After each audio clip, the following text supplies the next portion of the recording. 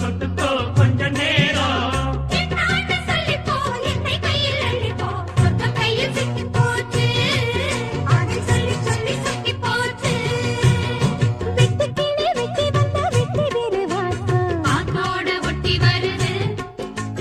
ஒட்டிக்கிட்டு ஒட்டி வந்த ஒட்டியானம் போலே ஒன்னாக ஒட்டி வருது